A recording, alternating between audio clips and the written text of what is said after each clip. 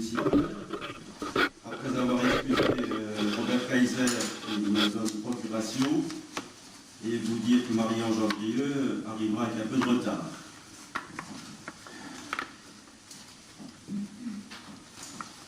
Je vous demande également l'autorisation de rajouter 3 points à l'ordre du jour.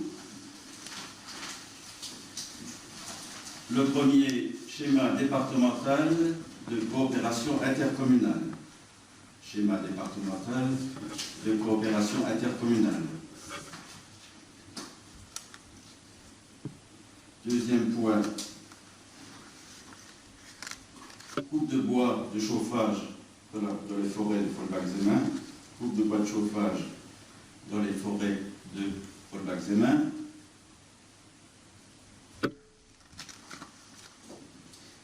Et troisième point, accueil des réfugiés, loyer du presbytère. Accueil des réfugiés, loyer du presbytère. Tout le monde est d'accord pour ajouter ces 3 points? Merci. Donc on va passer à l'ordre du jour, approbation du compte rendu du 5 octobre 2015. Est-ce qu'il y a des remarques formulées sur ce compte rendu? Pas de remarques? Personne n'est contre, personne ne s'abstient. Merci.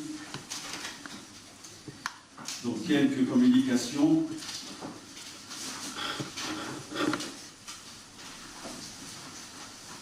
Tout d'abord pour vous dire que le PEDT, donc le projet éducatif territorial, a été validé et signé par tous les intervenants, donc pour l'ensemble de la communauté de communes, les 20 maires, les 4 associations périscolaires et extrascolaires, le préfet, l'inspecteur d'académie et la cohésion sociale.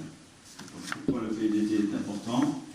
Parce qu'il nous ouvre le versement au titre du fonds de soutien au développement des activités périscolaires.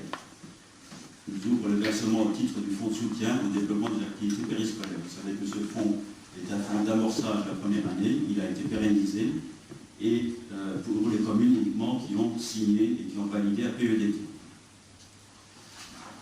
Ça c'est fait. Ensuite, je voulais vous faire part également d'une lettre de remerciement du président du cyclosport thionvillois pour le passage du Tour de Moselle à Rodemack.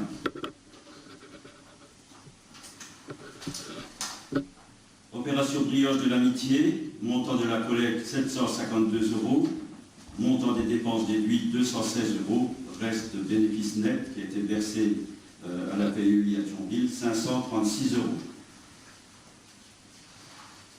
Si ça intéresse quelqu'un, il y a une revue qui a été nous a fait parvenir de l'RTF sur les engagements et actions de développement durable 2014. Depuis quelques semaines, lors des différents conseils municipaux, nous avons été amenés à demander des fonds de concours à la communauté de communes de Cattenom. Donc, lors du bureau du 27 octobre dernier, un certain nombre de dossiers ont été examinés par le bureau communautaire et nous avons donc obtenu pour l'aménagement d'un chemin piétonnier vers Aisin 27 229 € de la communauté de communes, pour la création du passage piéton au cimetière 5 000 €, pour les travaux de remise en conformité électrique à la chapelle de Zemin 3 239 €, pour la remise à neuf de l'élévateur PMR du foyer socio-culturel 5 521 €, et pour les travaux d'éclairage de la fontaine 589 €. Donc 1, 2, 3, 4, 5 dossiers qui ont été soumis au bureau communautaire et donc acceptés par ce bureau. Je souhaitais également vous informer que dans la dernière quinzaine, j'ai signé un permis de construire pour la création d'un gîte au 85 impasse Gilles 4, donc c'est derrière la poste, et également signé une déclaration préalable pour monter 3 serres de culture dans le Landgarten pour le noyer grand potager bio. Voilà. Et ça me donne l'occasion également de tordre le cou à certaines affirmations qui circulent dans la commune pour dire que le maire ne ferait pas son travail au niveau des déclarations et des permis de construire. Et donc je vais vous donner quelques chiffres qui démontrent amplement le contraire. En 2013, j'ai signé 21 déclarations de travaux et 15 permis de construire. En 2014, j'ai signé 28 déclarations de travaux et 11 permis de construire. Et en 2015, j'ai signé 28 déclarations de travaux et 13 permis de construire. Donc, déclarations de travaux, ce sont des réfections de portes d'entrée, de fenêtres, de portes de garage, de crépi, de façade, de toiture, etc. Et les permis, vous savez ce que c'est. Voilà. Ensuite, en ce qui concerne les travaux en cours actuellement sur la commune, se déroulent principalement à la citadelle. Se poursuivent les travaux de reprise de ceux qui n'ont pas été réalisés par l'entreprise Ori avant qu'elle ne fasse faillite. Et donc ces travaux actuellement se terminent, repris au mois de mai-juin, et se terminent pour la fin de l'année à hauteur de 750 000 €. Je voudrais également féliciter les sapeurs-pompiers de Rodemack pour l'organisation du challenge 4 tours et pour leur participation à leur classement surtout, puisqu'ils terminent 3e après avec des corps comme Thionville, Terville, Lucange et autres. Et ils terminent donc 3e, et surtout l'organisation a été très intéressante. Ils ont été félicités largement par tous les responsables lors de cette manifestation. Voilà les quelques communications que je souhaitais vous faire. Contrat d'assurance des risques statutaires du personnel. Oui. Vous avez des précisions sur les travaux des 750 000 €? Alors, ce sont tous les travaux. Si vous voyez, le crépi des remparts a été fait intégralement côté place, côté mairie, mais n'avait pas été fait sur le mur opposé, qui n'est pas visible de la rue. Tous ces travaux-là ont été restés en stand-by, puisque l'entreprise Ori a dû arrêter son chantier spontanément, subitement, puisqu'ils ont été déclarés à faillite. Et donc il y a eu 1 an de fouille depuis, et il y a eu surtout le liquidateur judiciaire qui a dû reprendre tout le dossier pour savoir ce qui restait à faire. Donc actuellement, ils ont donc crépi les murs intérieurs du rempart au-dessus de la ruelle du fort. Ils ont crépi les murs intérieurs des 3 tours, des deux tours jumelles de la tour Goncourt. Ils ont crépi également le passage voûté qui est en cours de finition, et d'autres petites parties qui avaient été laissées en stand-by.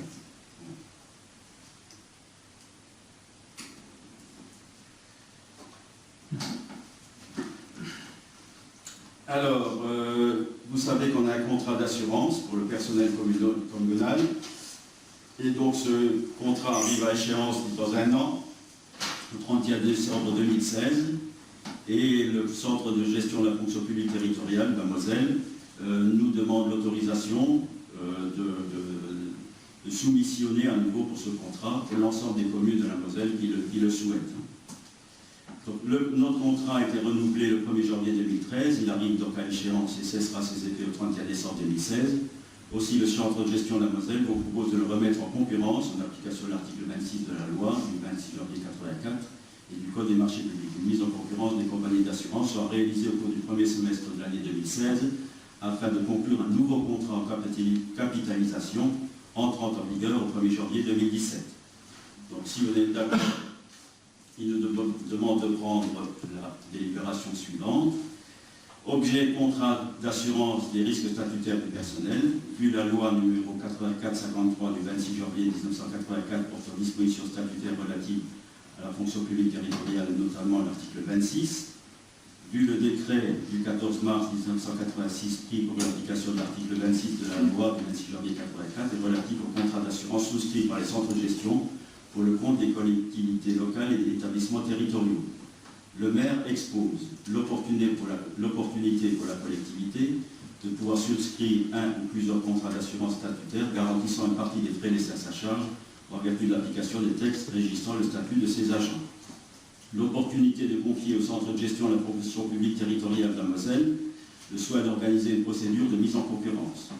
que le centre de gestion peut, dans le cadre de ses missions supplémentaires à caractère facultatif, souscrire un tel contrat pour son compte si les conditions tenues donnent satisfaction à la collectivité.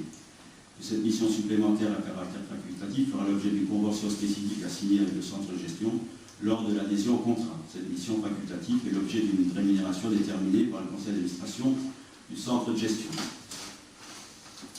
Le conseil municipal décide, la collectivité charge le centre de gestion de la gestion publique territoriale de la Moselle de lancer une procédure de marché public en vue, le cas échéant, de souscrire pour son compte des conventions d'assurance auprès de l'entreprise d'assurance agréée.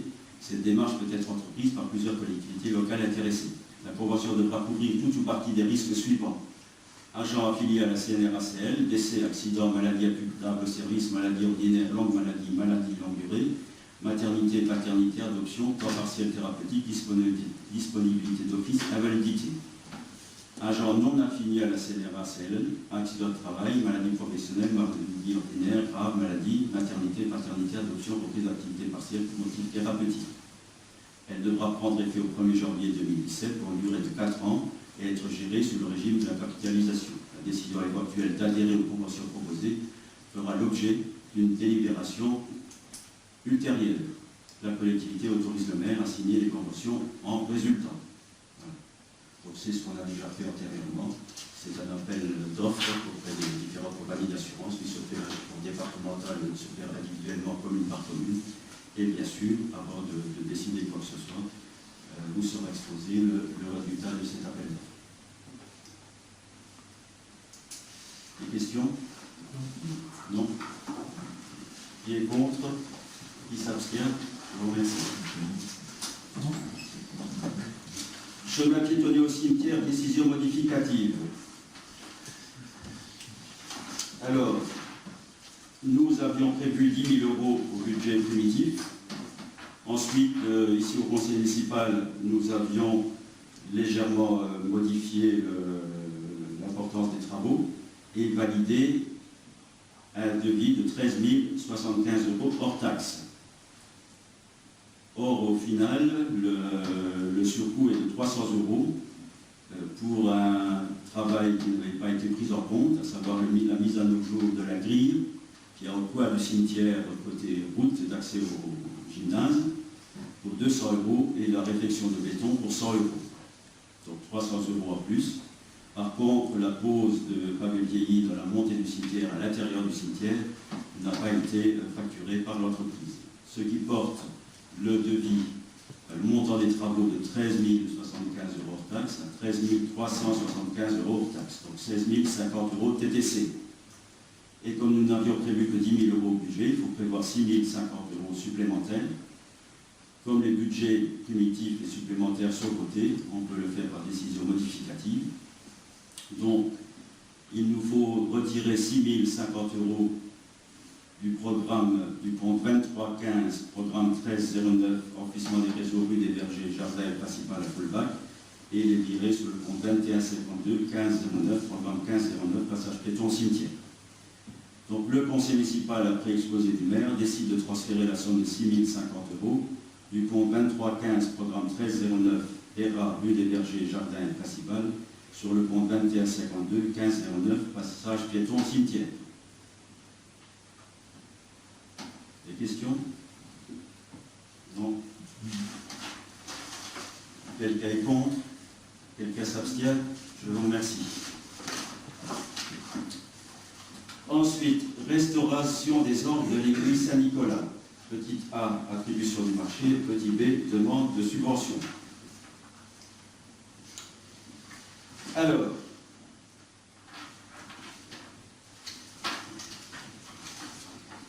nous avions lancé un premier appel d'offres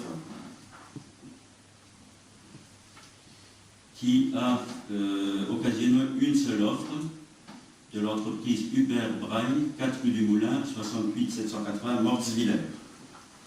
Et donc la commission d'appel d'offres réunie le 2 juillet 2015 a réceptionné une seule offre de l'entreprise Hubert Braille. Suite au rapport d'analyse des offres, M. Christian Lutz, la commission décide de déclarer la consultation infructueuse et de reconsulter toutes les entreprises ayant réclamé un dossier lors de la première consultation, en leur donnant un délai de réponse jusqu'au mardi 29 septembre 2015 à 12 h.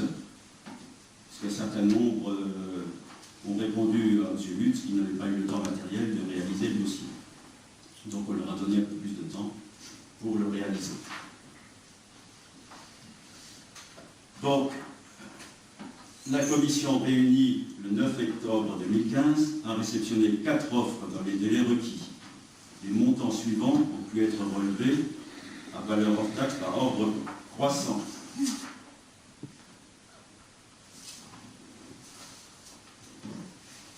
Je dois préciser que l'offre que nous avions reçue s'élevait à 131 690 € hors taxe. Donc la commission réunie le 9 octobre 2015 a réceptionné 4 offres dans les délais requis. Les montants suivants ont pu être relevés à valeur hors taxe par ordre croissant. L'entreprise Bauer de Sarralbe pour 85 988. L'entreprise Buxley de Bichevillers pour 88 745. L'entreprise Braille de Mortsvillers pour 103 811. Et l'entreprise Gopia de Novian-au-Pré pour 124 125.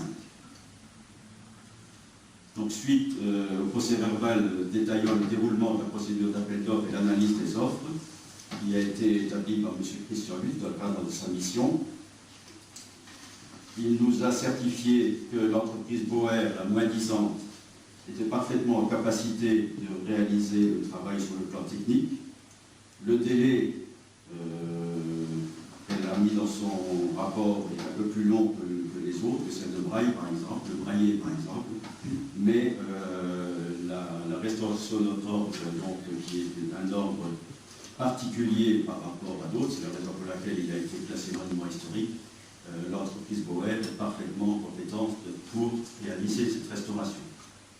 Donc, au vu de ces éléments, la commission réunie le 16 octobre 2015 a parcouru le rapport d'analyse des offres établi par M. Christian Lutz, qui est ministre du Conseil, et propose d'attribuer la restauration de l'ordre d'Einstein FR à Bauer Freddy pour un montant de 85 988 € hors taxe et un contrat annuel d'entretien de 826 € annuels hors taxe. Voilà. Donc à partir de là, il nous faut prendre un certain nombre de délibérations. Une première délibération pour l'attribution du marché.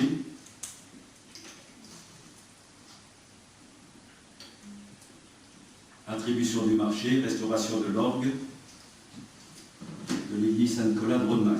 Vu le Code général des collectivités territoriales, vu le Code des marchés publics, notamment les articles 33 et 58 à 60, vu le coût prévisionnel des travaux de restauration estimé par le maître d'œuvre à 80 000 € hors taxe, vu le procès-verbal détaillant le déroulement de la procédure d'appel d'offres, l'analyse des offres, sur proposition de la commission d'appel d'offres du 16 octobre 2015, le conseil municipal, après avoir entendu l'exposé du maire, décide d'accorder le marché à M. Bauer Freddy pour un montant de 85 988 € hors taxe et approuve le plan de financement suivant.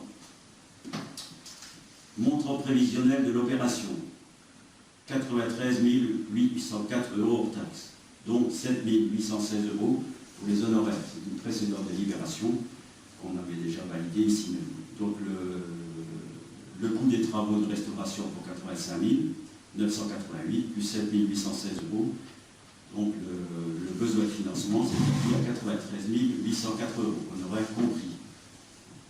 Donc depuis, suite aux différents contacts qu'on avait pris avec la DRAC, la Direction régionale des affaires culturelles, l'État nous a réservé 20% pour la restauration de cette œuvre, à raison de 18 761 €.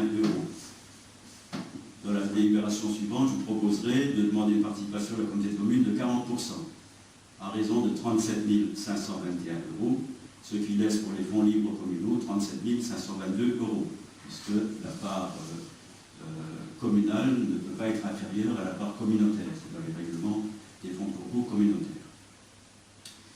Et par cette délibération, je vous demande également de m'autoriser à signer le marché correspondant et les demandes de subvention à intervenir. Donc, je vous rappelle les chiffres. Le maître d'œuvre avait estimé la restauration à 80 000 € hors taxe.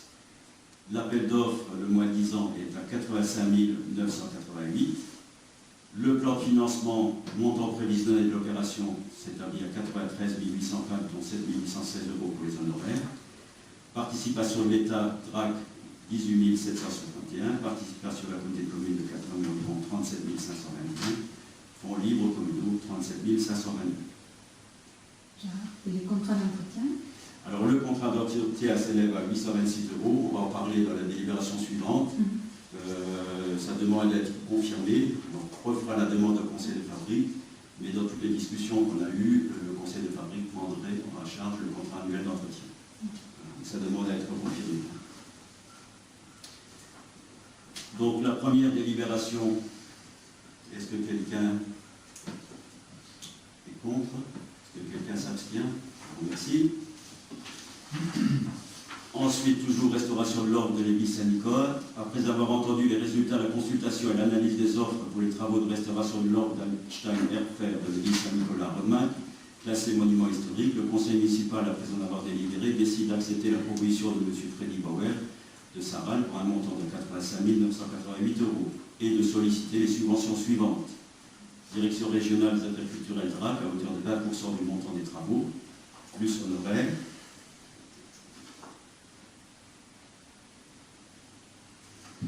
La CCCE à hauteur de 40% du montant des travaux. Nous solliciterons également Mme Gromerge, notre députée. Nous verrons avec la Fondation du patrimoine comment on peut conventionner sur ce dossier-là. Et nous ferons une demande au conseil de fabrique de Rodemack pour la prise en charge du contrat annuel d'entretien. Donc 20% de la communauté de communes de la DRAC, qui nous sont accordés. Il faut simplement régulariser par une demande de subvention bonne et due forme.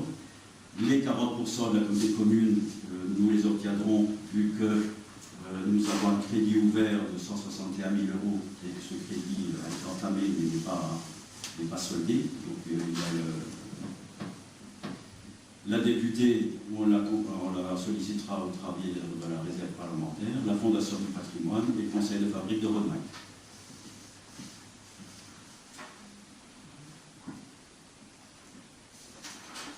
Question?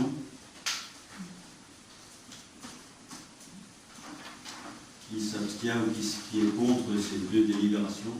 Personne. Je vous remercie. Appel d'offres local multiservice. Attribution des marchés.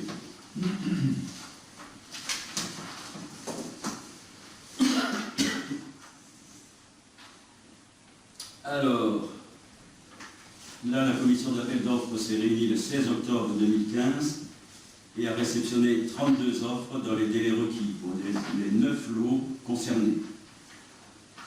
Les 9 lots se décomposent de la façon suivante: démolition de grosses œuvres façades, charpente, couverture, zinguerie, menuiserie extérieure, bois, menuiserie intérieure, plâtrerie, isolation, carrelage, faïence, peinture, plomberie sanitaire, VMC, électricité, chauffage électrique. Donc, la commission s'est donc réunie une première fois le 16 octobre, a réceptionné 32 offres. Et on s'est réunis une deuxième fois le 23 octobre. On a parcouru le rapport d'analyse des offres établi par M. Alexis Andrzejewski, maître d'œuvre, et on vous propose d'attribuer la création d'un local multiservice par lot A. En ce qui concerne la démolition de grosses œuvres façades à l'entreprise CEP, pour 64 240,25 hors taxe. Pour la charpente couverture zinguerie à l'entreprise Lorraine Toiture, pour 19 950,97. Menuiserie extérieure en bois, entreprise Taichen, 11 404. Menuiserie intérieure, entreprise Taichen, 10 658,70. Plâtrerie isolation, entreprise Kisbat, 15 523,25. Carrelage faïence, Le Certeur, 4 308 €. Peinture, entreprise Maski Machine, 5 031,43. Plomberie sanitaire VMC, l'entreprise Herman pour 5 063. Électricité, chauffage électrique, Hoffman pour 18 402. Vous relirez les mêmes chiffres dans la délibération. Donc ça, c'est pour l'appel d'offres, la commission d'appel d'offres.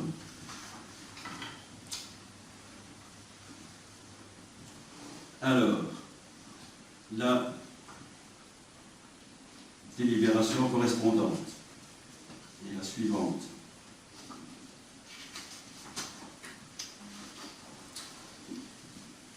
Attribution des marchés et création d'un local commercial multiservice. Vu le Code général des collectivités territoriales, vu le Code des marchés publics, et notamment les articles 33 et 58 à 60, vu l'estimation du coût de l'opération en phase APS, qui s'élevait à 228 492,88 hors taxe. 228 492,88. Vu l'estimation du coût de l'opération en phase APD, même somme, 228 492,88. Vu le coût prévisionnel des travaux estimé par le maître d'œuvre à 198 834,81. Donc je rappelle le coût prévisionnel des travaux, c'est les 9 lots que je viens de vous énumérer. À ces 9 lots se rajoutent les honoraires, toutes les délibérations qu'on a prises, contrôleur technique, amiante, SPS, etc., etc. Et ce qui explique la différence entre 198 834 et 228 492. Donc, vu le coût prévisionnel des travaux estimé par le maître d'œuvre à 198 834,81, vu le procès-verbal détaillant le déroulement de la procédure d'appel d'offres et l'analyse des offres, vu les subventions accordées dans le cadre de ce projet pour un montant de 146 145 €. Alors, aux subventions que je vous ai déjà, dont je vous ai déjà informé, si même au conseil municipal, nous avions obtenu une subvention de l'État, du sous-préfet, à travers la dotation d'équipement des territoires ruraux, 36 473. Une du secrétariat d'État du commerce et de l'artisanat, le FISAC, pour 37 353, et une subvention exceptionnelle du ministère de l'Intérieur pour 4 000 €. Et je vous avais dit que la région prendrait sa décision dès qu'elle aurait à sa possession la notification du FISAC. La région Lorraine nous a donc attribué 68 319 €, ce qui fait au total 146 145 €. J'ai les notifications qui sont en ma possession, donc il n'y a plus, c'est plus des prévisions, mais c'est une réalité.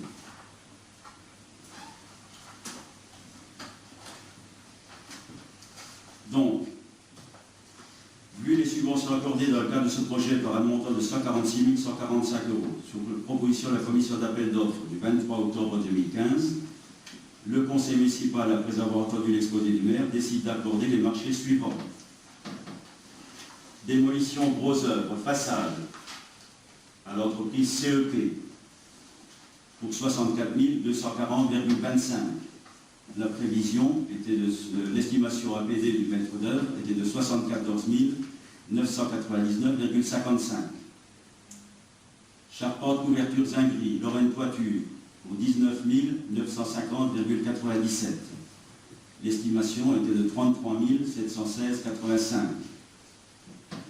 Menuiserie extérieure bois, 11 404. Prévision, 7 785,50. Menuiserie intérieure, 10 658,70. Prévision, 16 120,70. Plâtrerie isolation, Kisbat, 5 523,25. Prévision, 15 911,40. Carrelage faïence, 4 308 à Le Certeur. Prévision 9 450,13. Peinture, entreprise Machi, 5 031,43. Prévision 5 931,70. Plomberie sanitaire BMC, 5 063. Prévision 9 418,50. Chauffage électrique et électricité, 18 402. Prévision 25 500,48.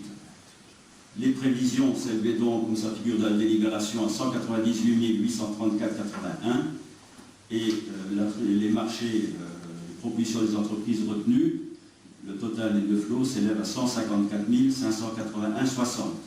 Donc, une réduction de 22,26% par rapport aux estimations.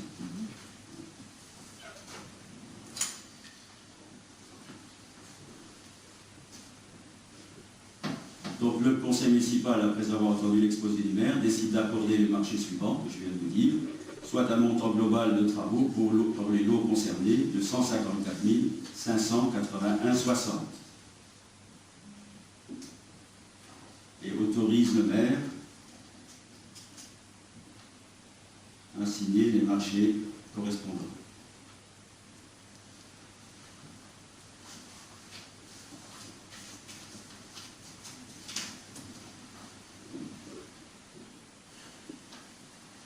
Voilà. Donc l'estimation 228 492, les travaux prévisionnels 198 834,81, les subventions 146 145 et le montant des travaux après appel d'offres 154 581,60. Des questions? On n'a pas trop de subventions, parce qu'on a toujours payé 30% de la somme. Alors, on a beaucoup de subventions, c'est la raison pour laquelle on est à plus de 70%. Ouais. Ça passe, ça. Oui, ça passe. Quand il y a une subvention d'État, on peut aller jusqu'à 80. Donc on ne demandera pas de subvention sur le dossier à compter de communes. Ça nous laissera une argent disponible pour d'autres dossiers. Voilà. Les subventions sont calculées sur le montant total de l'opération, y compris Les subventions, voilà. les subventions sont calculées sur le montant total, lequel on a les 220 millions, on a voilà, sur la totalité. Donc pour obtenir 100% des subventions, il faudra présenter des factures pour 228 490. Le pourcentage reste le même, mais la somme diminue en fonction du montant des factures qu'on sera amené à présenter. D'autres questions?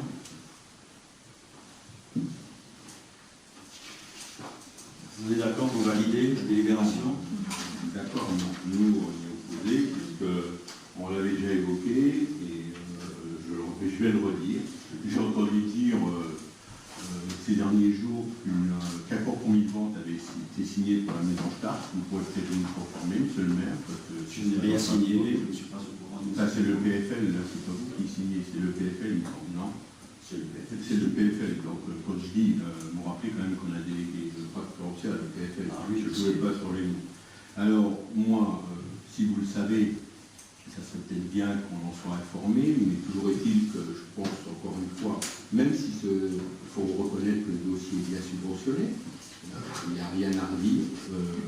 On l'a déjà évoqué la dernière fois, on n'aura plus l'occasion de demander autant de subventions qu'à l'époque, puisqu'on pourra présenter que 3 dossiers, et d'où la remise sur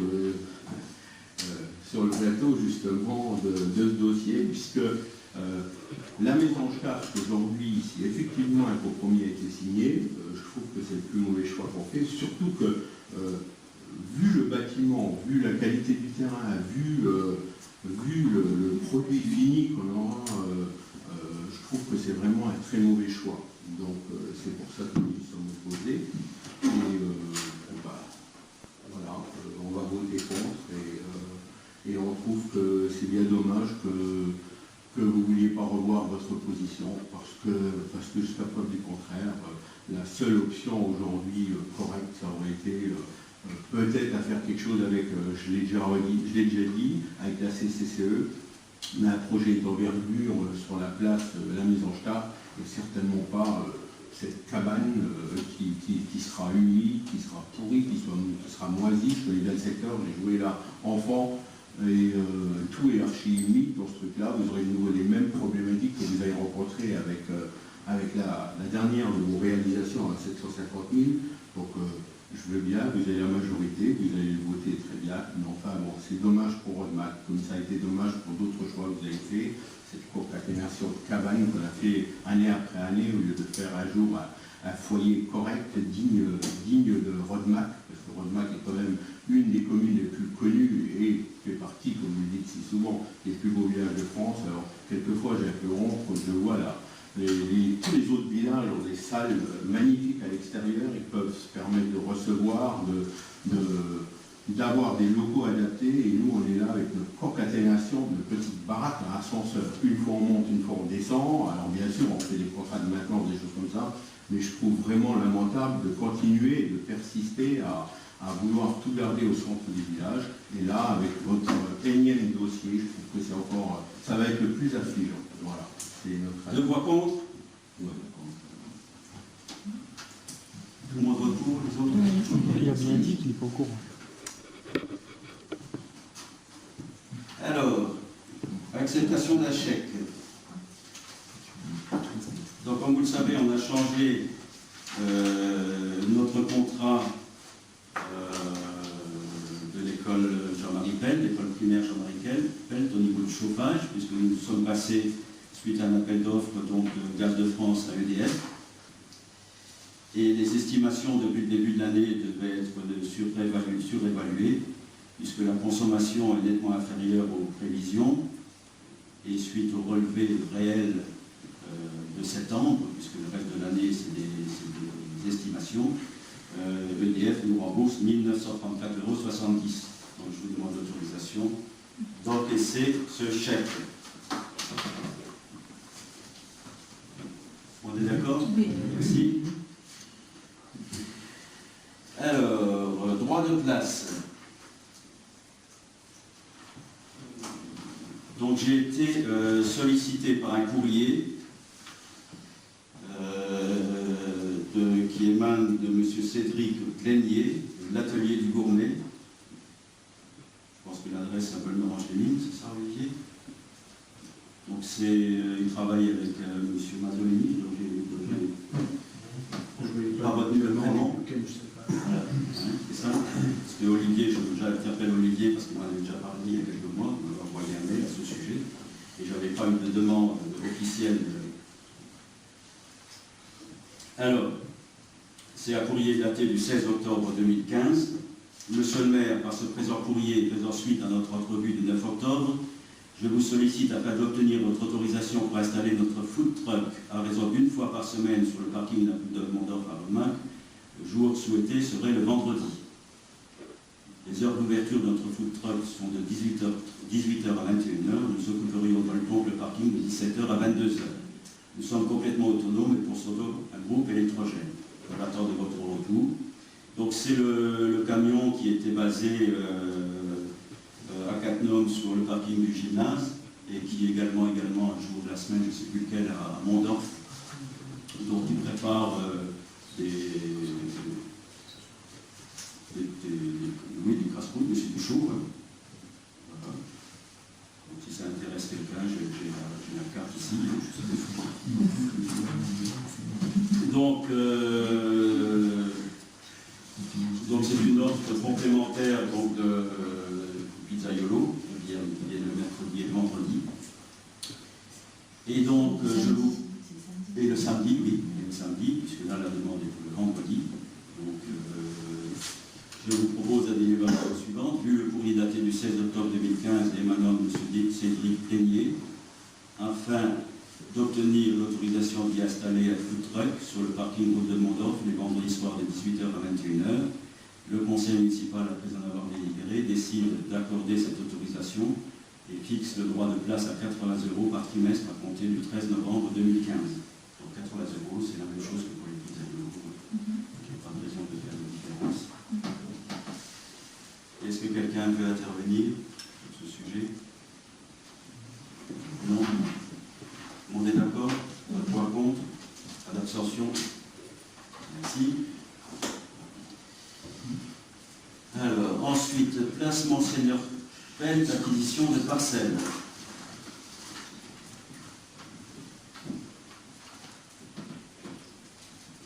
Je crois que j'en ai déjà parlé ici, donc l'occasion un autre sujet. Donc la communauté de communes a donc décidé de réaliser en 2016 la place Monseigneur Pelt.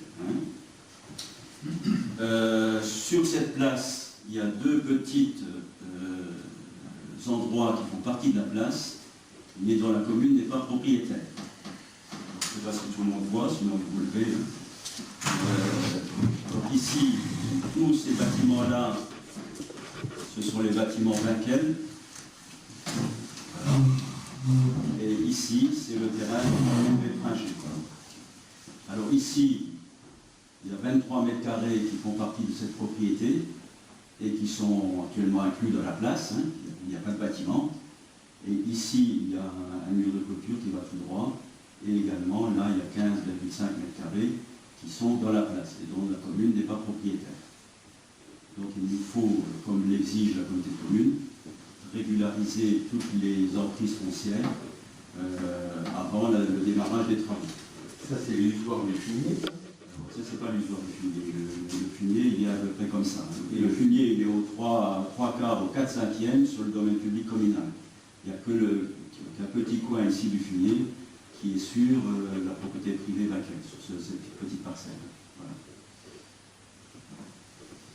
Et donc, la communauté de communes demande que nous soyons propriétaires des parcelles qui sont pour partie intégrante de la place, mais dont nous ne sommes pas propriétaires pour faire les travaux. Sinon, ils arrêtent les travaux au droit de ces parcelles. Ce serait quand même dommage. Voilà. Puisque la communauté de communes, comme la commune, ne fait pas de travaux sur le domaine privé. Et donc, j'avais déjà pris contact une première fois avec les propriétaires il y a un certain temps, en 2013, parce que je pensais qu'à l'époque, les travaux allaient pouvoir commencer, mais compte tenu des retards pris dans les travaux de la citadelle, ces travaux étant couplés dans un premier temps avec la place de Gargan, ils ont été actuellement découplés à ma demande, la communauté de communes d'ailleurs accepté, donc les travaux-là vont se faire en 2007. Et donc j'ai relancé ce dossier. Donc j'ai demandé au service des domaines, à France Domaine, de réévaluer la valeur vénale de ces deux terrains. Une première demande de 2013 étant caduque. Hein. Et donc ici, la partie Vinquel, il y a 23 mètres carrés à détacher d'une parcelle de 5 ar 01. Et là, il y a environ 15,5 mètres carrés à détacher d'une parcelle de 7 ar 21. Donc l'estimation des domaines s'élève pour la partie Vinquel à 230 € et pour la partie Belfrager à 155 €. Donc avant le conseil municipal, j'ai été voir ou revoir les deux propriétaires qui ont accepté de vendre ces parcelles à la commune pour le prix estimé par les domaines. Et donc, à partir de là, il nous faut solliciter la communauté de communes pour l'établissement d'un procédé verbal d'apportage, puisque la communauté de communes réalise l'apportage et paye l'apportage pour les voiries d'intérêt communautaire, ce qui est le cas, et ensuite de réaliser un acte administratif en mairie pour régulariser cette acquisition avant le démarrage des travaux.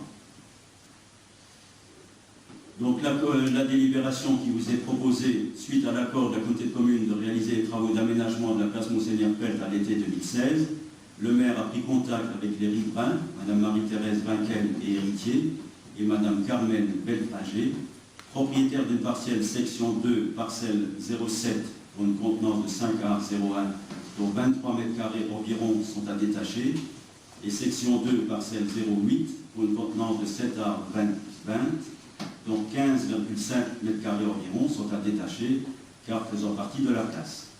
Après avoir obtenu l'accord verbal pour l'acquisition de ces parcelles au prix estimé de France Domaine par France Domaine en date du 15 octobre 2015 pour respectivement 230 € et 155 €, le conseil municipal, après en avoir délibéré, accepte ces propositions, sollicite la CCCE pour l'établissement d'un procédé verbal d'apportage, désigne Jean-Marie Reiter, adjoint au maire, pour signer l'acte et intervenir en tant que représentant de la commune, autorise le maire, agissant en sa qualité de notaire, à établir l'acte administratif, à établir et à signer l'acte administratif correspondant.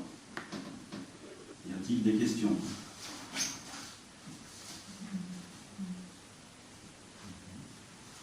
Qui est contre? Qui s'abstient? Je vous remercie. Vente d'un terrain communal.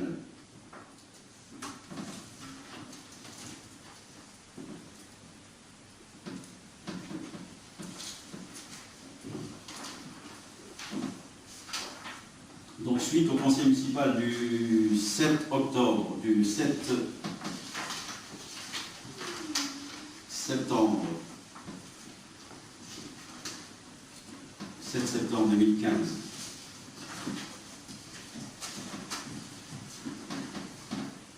lors des discussions au conseil municipal sur cette délibération pour l'accord de principe pour la vente d'intérêt communal, j'ai repris mes notes,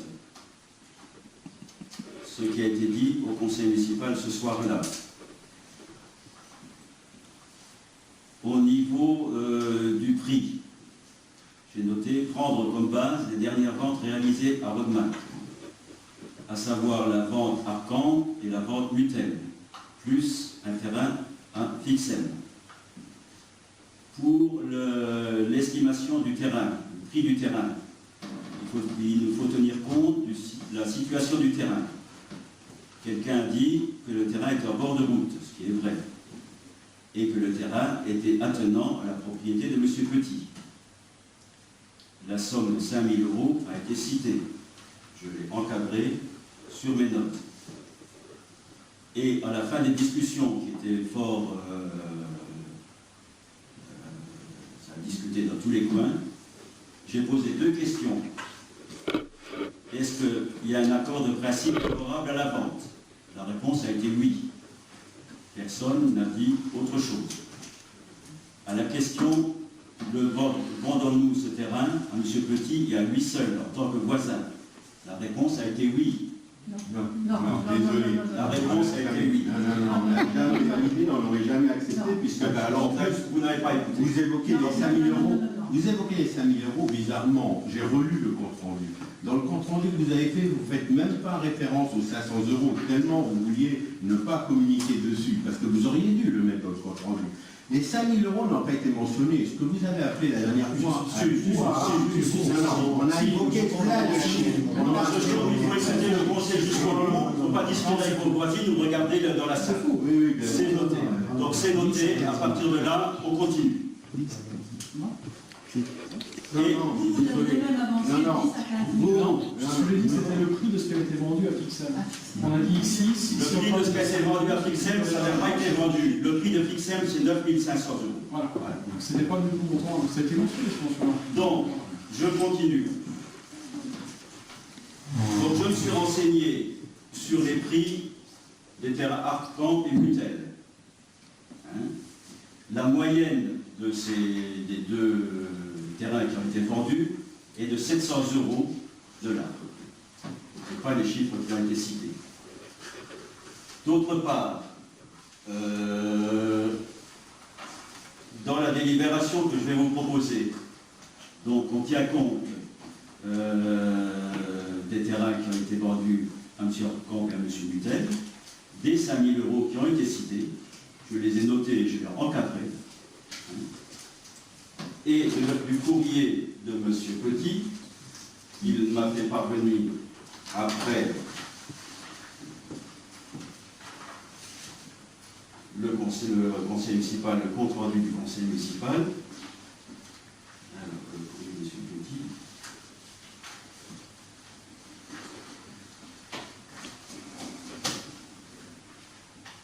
Je vais vous le lire. Entre-temps, comme il est tout à fait normal, à partir du moment où le conseil municipal a donné un accord de principe pour la vente, j'ai demandé une estimation à France Domaine, datée du 14 septembre 2015. Je vous lis le courrier. J'ai le plaisir de vous solliciter pour obtenir une estimation de la valeur vénale d'intérêt située section 1, parcelle 360.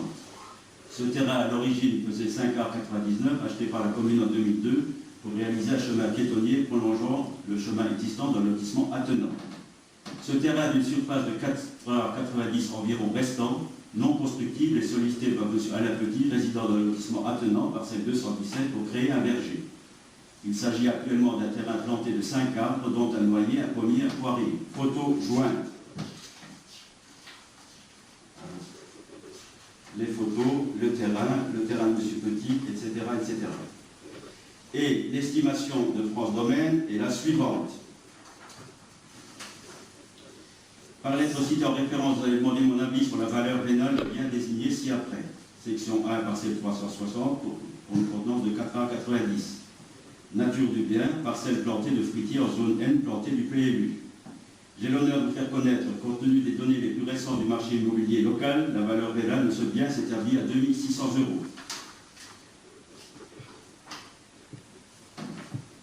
Monsieur Petit n'a pas été informé de cette estimation. Par contre, il m'a fait parvenir un courrier en date du 14 octobre 2015 qui dit ceci. Monsieur le maire, pour faire suite à ma première demande et conformément au compte rendu du conseil municipal, je vous prie de bien vouloir examiner cette nouvelle proposition pour l'achat de la parcelle cadastrée 360. Effectivement, le prix que j'ai avancé dans ma première proposition n'est pas en rapport avec ce qui se pratique à Rodemack et environ, mais je n'avais pas connaissance de cette particularité. J'avais pris exemple sur l'acquisition par mon frère d'un vrai verger à Nomny, en limite immédiate des zones constructives. Il a acquis ce verger de 20 arts pour une somme de 2 000 €. Quand je dis vrai verger, c'est qu'il s'agit d'un terrain de 2000 m² planté d'arbres alignés sur 3 lignes et espacés d'une dizaine de mètres chacun, ce qui n'est absolument pas le cas de la parcelle 360 voisine de la mienne. En effet, ce terrain de 490 mètres est planté de 3 arbres, un énorme noyer qui prend plus de la moitié de la parcelle, et 2 pommiers, dont un est en train de mourir étouffé par le noyer. Je vous invite à le constater par vous-même. Dans mon précédent courrier, je parlais de mon intention de créer un verger. Il ne faut pas non plus se méprendre sur le contenu exact de cette parcelle 360. En effet, en regardant le terrain depuis le parking du cimetière, on voit une belle parcelle, mais le tiers de ce terrain sur la droite planté d'un poirier et de 2 pruniers ne fait pas partie de la parcelle 360. Il s'agit d'une parcelle privative, cadastrée 29. Ça, je l'ai dit au conseil municipal. Compte tenu de ce qui précède, je vous propose un achat de la parcelle 360 au prix de 3 500 €, arpentage à la charge du vendeur comme il se doit. Ou si vous préférez, pour simplifier la transaction, 3 000 € frais d'arpentage à la charge de l'acquéreur. Vous remerciant par avance de l'attention que vous porterez à cette nouvelle demande, je vous prie d'agréer, monsieur le maire, l'expression de ma parfaite considération. Donc, en fonction de tout ce qui a été dit depuis le conseil municipal du 7 septembre et le nouveau courrier de M. Petit, je vous propose la délibération suivante. Suite au conseil municipal du 7 septembre 2015, au cours duquel les élus ont donné un accord de principe favorable à la vente d'intérêt section 1, parcelle 360, tout en demandant à M. Alain Petit de faire une nouvelle offre plus en adéquation avec les prix pratiqués sur Rodemack et tenant compte d'une plus-value non négligeable pour sa propriété. Ça également, je l'ai noté. Bord de route attenante à sa propriété, plus-value. Suite au courrier du 14 octobre 2015, par lequel M. Alain Petit fait une nouvelle offre nettement revalorisée, mais ne tenant pas compte de la situation du terrain et de la valorisation potentielle de sa propriété bâtie attenante. Le conseil municipal, après avoir pris connaissance de la valeur pénale estimée par France Domaine en date du 15 octobre 2015 à 2 600 €, après en avoir délibéré, décide de ne pas donner suite à la demande d'acquisition de ce terrain par M. Alain Petit et invite les élus à réfléchir à la destination future de ce terrain et à sa valorisation. Terrain qui restera donc propriété communale. Voilà la délibération que je vous propose ce soir, en fonction de tout ce qui a été dit depuis que ce dossier est sur la table du conseil municipal. Donc je rappelle, M. Alain Petit a fait une nouvelle valeur nettement revalorisée, qui s'établit à 3 500 €, ce qui correspond, si vous faites 5 arts par 700 € en moyenne des terrains arpents, ça correspond à 3 500 €. Donc il a revalorisé son terrain, son offre, en fonction des derniers droits qui ont eu lieu sur Rodemack. Mais la situation de son terrain est totalement différente, puisque ce terrain vendu à 700 € à M. Arcand, c'était une haie, le long d'un délaissé. Et le terrain de M. Mittel, c'est un terrain éloigné du village et de la route départementale. Donc, quand on a considéré ici au conseil municipal qu'il est au bord d'une route et qu'il revalorisait de façon importante sa propriété, cette particularité-là n'a pas été prise en compte à M. Petit. Donc, nous en tirons les conséquences. On décide donc de ne pas donner suite à sa demande. Et on souhaite que le terrain reste propriété communale et qu'il reste dans les temps. Est-ce que quelqu'un veut intervenir? Et moi. Alors, je vous félicite d'abord déjà pour avoir remotivé vos troupes. Apparemment, ça, vous savez le faire, parce que vous avez vraiment la mémoire sélective, hein, pour certains. Bien. Je tiens quand même à vous rappeler que si le bois que vous avez évoqué la dernière fois n'avait pas eu lieu, hein, et pour une fois, ce bois, c'était pour une fois une vraie discussion au sein de ce conseil, mais apparemment, ça, vous avez si peu l'habitude qu'il a déjà fallu que vous recaliez ça la dernière fois. En attendant, on s'aperçoit que juste pour avoir osé vous tenir un tout petit peu tête, nous, l'opposition et quelques-uns des conseillers municipaux un peu plus courageux que les autres, qui ont osé s'exprimer, ont réussi à faire modifier ce prix et à le multiplier par 7. Voilà. Alors moi, je tiens quand même à vous informer que vous êtes en droit aujourd'hui de le retirer de la vente, mais si ce n'est que le conseil municipal avait pris une délibération de vendre ce terrain. Ce que vous avez, je vous ai bien écouté, vous aviez dit, on va redemander à ce monsieur de refaire une autre offre, mais jamais on n'aurait accepté de valider le fait qu'il soit le seul à pouvoir faire une offre. Et c'est pourquoi, ce matin, on recommandait, je vous ai adressé un courrier et je vous le remets en copie, il a recommandé, vous l'aurez demain matin, au nom de mon syndicat, puisque je suis président du syndicat d'initiative de Rodemack, j'ai fait une offre à 12 fois le prix initial que vous vouliez brader ce terrain, monsieur le maire. Parce que ce qu'il aurait peut-être fallu, c'est faire une estimation des domaines avant de proposer, parce que si le jour-là nous n'étions pas intervenus, le terrain partait à 500 €. Aujourd'hui, le syndicat d'initiative qui a des projets pour ce secteur à l'arrière des remparts, pour ces manifestations, syndicat qui, je vous le rappelle, assure 3 des 4 plus importantes manifestations de Rodemack, sans subvention, sans logo, parce que vous avez bien fait en sorte qu'on n'ait aucun local pour fonctionner. Donc aujourd'hui, mon association propose à la commune d'acquérir ce terrain à 6 000 €.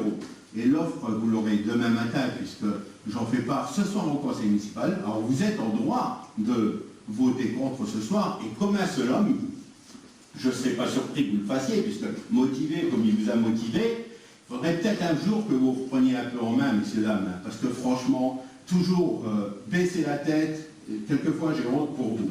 Donc maintenant, vous pouvez mettre au point, monsieur le maire, mais je vous demanderai aussi de délibérer là-dessus, parce que ce soir, vous avez avisé le conseil municipal de quelque chose, d'une offre de ce monsieur, ben, ça, vous en prenez acte aussi, vous le mettrez dans le compte rendu. Et cette fois-ci, il faudra y faire figurer les chiffres, parce que les 500 €, vous ne les ayez jamais mentionnés, ce sont les une, mais les 6 000 € je veux, et si vous ne le faites pas, les Rodemackois le sauront que nous avons offert ces 6 000 € et que vous avez voté contre. Merci. Je vous l'ai déjà dit, la délibération du 7 septembre portait sur l'accord de principe pour la vente d'intérêt communal. L'accord de principe, d'abord, avant quand on peut vendre quelque chose, une commune peut vendre quelque chose, il faut d'abord que le conseil soit d'accord pour vendre. Donc je n'avais pas l'avis du conseil municipal. Le conseil municipal a dit d'accord pour vendre. Les 500 €, c'est vous qui avez estimé de bien discuter, vous en avez discuté. Non, vous nous avez dit 500 €. J'ai lu le courrier. J'ai lu le courrier. Je n'ai pas proposé 500 €. Ça, c'est dans votre imagination. Ah, si on avait accepté ce soir-là, le terrain partait à 500 €. Mais bien sûr, mais bien sûr. Ça, c'est votre interprétation. Vous avez une interprétation de tout ce que l'on décide. C'est votre droit. Donc, ce soir, la délibération que je propose est la suivante. Donc, je suppose qu'il y a 2 voix contre. Ah oui. Et s'il y en a une autre, je vous remercie.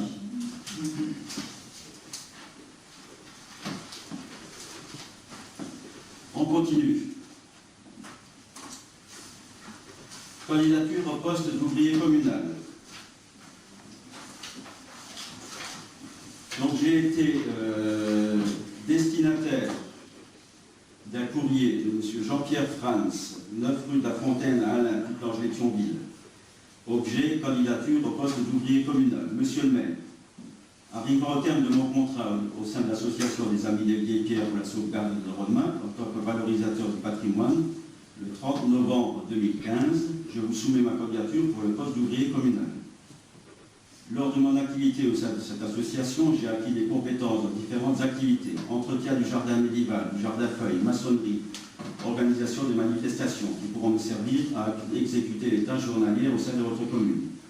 Intégrer votre collectivité me permettra d'exprimer pleinement mes expériences et d'acquérir de nouvelles compétences pour l'embellissement et la valorisation du patrimoine de la commune qui compte parmi les plus beaux villages de France. Ce n'est pas moi qui en parle. Alors, M. Jean-Pierre Franz a cursus scolaire de 2008 à 2011, a obtenu un bac professionnel technicien de fabrication bois et matériaux associés, menuiserie, diplôme obtenu en 2011. De 2008 à 2011, il a effectué des stages de formation à la menuiserie Martigny de Étanges-Brandes. De mars 2012 à juin 2012, il a distribué le journal républicain Lorrain à Rodemain. De 2012 à 2013, il a accompli un service civique au sein de l'association des amis de Vieille-Pierre de Rodemain. D'avril 2013 à octobre 2013, il a été manœuvre sur le chantier de la citadelle de Rodemain. Et de décembre 2013 à novembre 2015, valorisateur du patrimoine de Rodemain au sein de l'association des amis de Vieille-Pierre de Rodemain. Ça, c'est pour son CV. Alors, quelle est la situation actuellement? Je vous rappelle que depuis quelques années, nous avions 4 ouvriers pour remplir toutes les tâches au sein de la commune. Depuis, dans la réalité, depuis quelques mois, quasiment 2 ans, nous n'avons plus que 3 ouvriers à temps plein, compte tenu que M. Hyper-Éric est en longue maladie. Il a obtenu une prolongation de son médecin traitant et de la commission ad hoc du comité de gestion jusqu'au fin février 2016. Et je ne sais pas s'il est en capacité de reprendre le travail, je ne suis pas médecin, mais je sais une chose, que si un jour il est en capacité de reprendre, il ne pourra pas reprendre son emploi qu'il avait antérieurement, il faudra lui aménager, je ne sais pas quoi d'ailleurs, d'autres tâches au sein de la commune. Donc avec les 3 ouvriers à temps plein que nous avons actuellement, nous réussissons à faire les tâches courantes, c'est-à-dire la tonte, le fleurissement, la taille des arbustes, l'entretien des haies, des cours des bâtiments, etc. Nous n'arrivons plus à faire des travaux qu'on faisait antérieurement à travers l'entretien des bâtiments, la peinture des bâtiments, fenêtres, volets, je dis des choses au hasard, entretien des pans, le fleurissement, la rénovation des gîtes, qu'on a également envie de réaliser. Et si on n'arrive plus à faire ces travaux qui sont réalisables par nos ouvriers, parce qu'il manque une personne à l'effectif, ça veut dire qu'à un moment donné, il faudra faire ces travaux par une entreprise, ce qui nous coûtera, bien sûr, plus cher. Vous dire également que pendant 2016, mais probablement en 2017, il nous faudra reprendre les espaces verts des jardins du Castel. Et puis, tout doucement, il nous faut préparer le départ de Pierre Boncourt. Je pense qu'il terminera peut-être le mandat avec nous, mais il sera probablement parti à la retraite à la fin de ce mandat. Alors, bon, en ce qui concerne les compétences de Jean-Pierre, elles sont indéniables. Il a une formation de menuisier, donc ça peut nous servir. Je l'ai vu travailler au sein des Amis des Vieille-Pierre, sur les différents chantiers qu'il avait à sa charge. Je l'ai vu travailler comme manœuvre sur le chantier de la citadelle, d'avril à octobre 2013. Les responsables du chantier étaient très contents de lui. Donc, au niveau des compétences et au niveau des qualités, pour moi, il n'y a pas de discussion possible. Ensuite, financièrement. Donc, j'ai repris un petit peu les coûts du chapitre 012, on laissait maintenant au budget, c'est-à-dire les charges de personnel. En 2012, elles étaient brutes 265 568, après des retours d'assurance ou autres emplois aidés, elles s'établissaient à 257 000. En 2013, 262 000, 253 759, donc 254 000 après retour des différentes aides. En 2014, c'était passé à 274 000 et descendu à 258 000 suite aux différents retours, je parle à l'instant.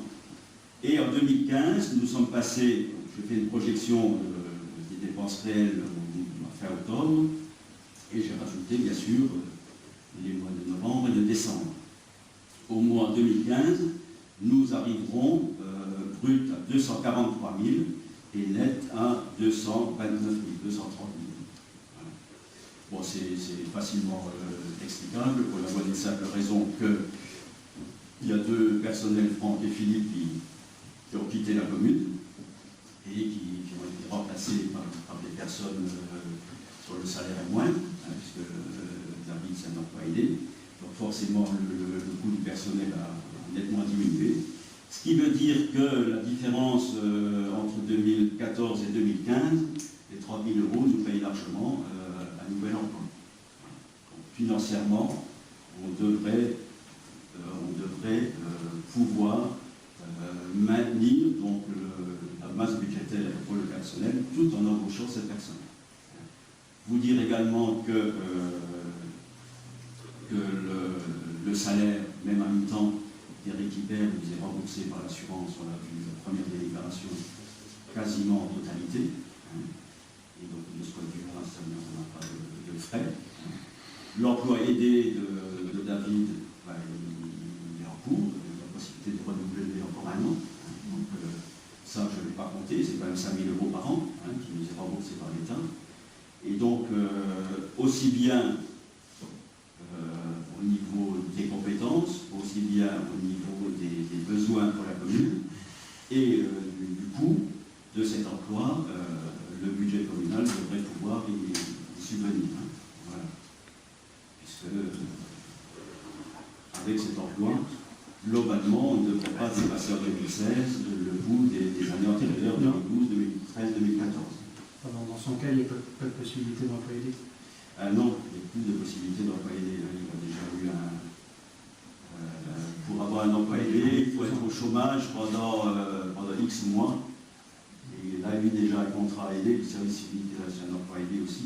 Donc il aurait fallu peut-être le prolonger dans la continuité. Je dirais que je ne me suis pas penché sur la question, mais pour moi, de toute façon, il n'y a pas droit à un emploi aidé, vu qu'il n'est pas. Pour avoir X mois au chômage, 1 an ou 2 ans au chômage. Pas de possibilité. Oui, non, mais là, je peux me renseigner, Olivier, mais non, à mon avis, je ne pense pas. Comme ça, au premier abord, je ne pense pas. Voilà. Est-ce que quelqu'un veut intervenir?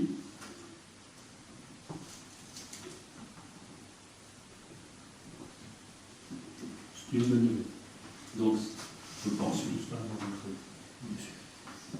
Donc, je pense que suite, la délibération que je vous propose est la suivante. Suite à l'arrêt longue maladie d'Éric Hippert, le conseil municipal ayant fait le constat que l'effectif des ouvriers communaux est insuffisant pour remplir toutes les tâches induites par le développement constant de la commune et son classement parmi les plus beaux villages de France soumis à réexpertise en 2017, vu le courrier de candidature au poste d'ouvrier communal de M. Jean-Pierre Franz déposé en mairie en date du 15 octobre 2015, le conseil municipal, après en avoir délibéré, vu la loi numéro 84-53 du 26 janvier 1984 modifiée portant dispositions statutaires relatives à la fonction publique territoriale, vu le tableau des emplois, décide la création d'un emploi d'adjoint technique deuxième classe à temps complet à compter du 1er décembre 2015, donc c'est le minimum.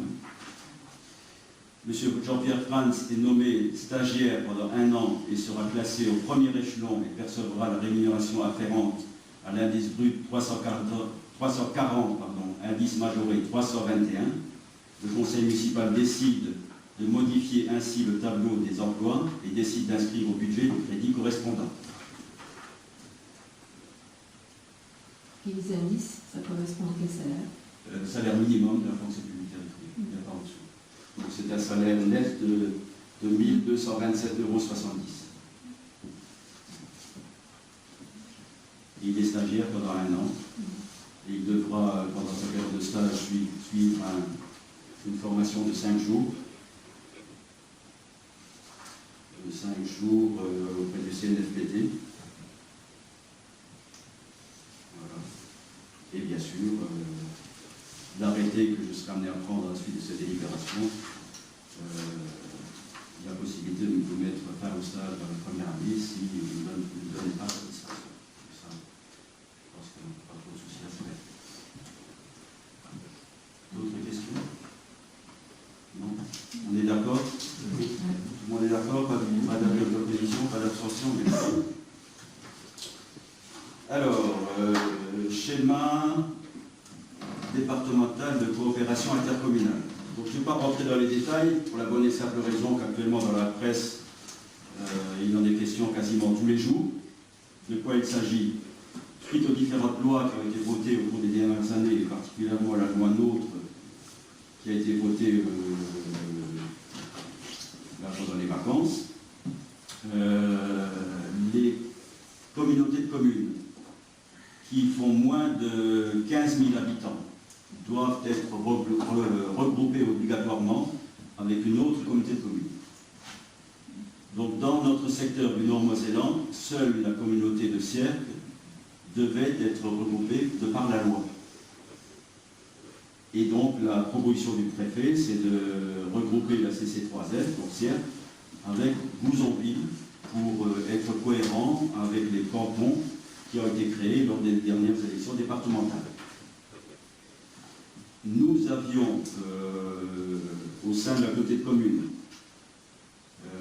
souhaité dans un premier temps, parce que les échos que nous avions allaient du maintien en l'état actuel jusqu'à la constitution d'une métropole Thionville-Metz, donc de la frontière luxembourgeoise jusqu'au-delà de Metz. Et donc nous avions, dans un premier temps, au niveau de la communauté de communes, fait savoir au préfet que si il devait y avoir fusion pour la communauté de communes, nous souhaiterions être fusionnés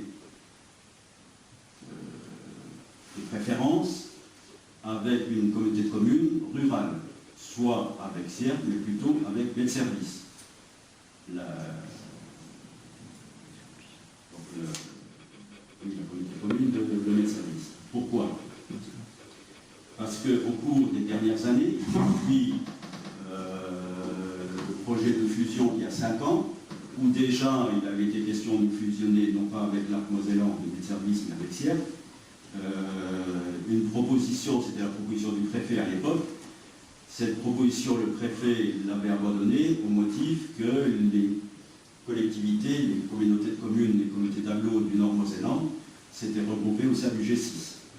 Donc le G6, c'est les 6 communautés de communes et d'agglomération du Nord-Thionvillois qui ont commencé à travailler ensemble sur la piscine de Bassam, sur l'abattoir, sur l'aéroport, etc. Et donc, le préfet a dévoilé donc, son plan de regroupement pour le Nord-Mosellan il y a début octobre, le 12 octobre, je crois. Et il n'a pas touché au contour de la communauté de communes de Cattenom. Il a simplement regroupé Sierck et Bouleville, comme je viens de le dire, parce que Sierck, c'était une obligation de par la loi. Et toutes les autres communautés du Nord-Mosellan, entre Metz et Thionville, il n'y a pas eu de regroupement, parce que toutes les communautés font plus de 15 000 habitants. Nous, Cattenom, on fait tout près de 25 000.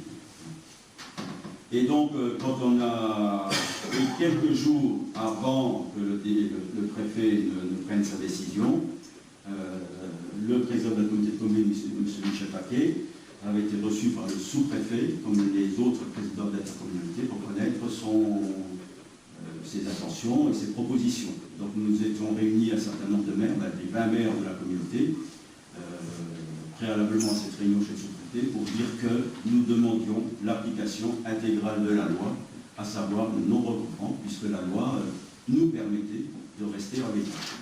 Et c'est ce que le préfet a proposé.